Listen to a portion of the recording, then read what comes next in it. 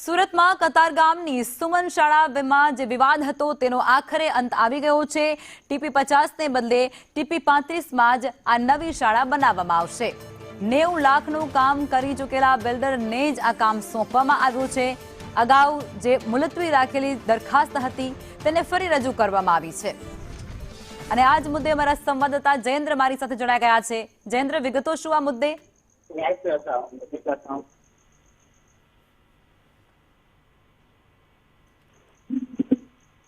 जी Jayendra,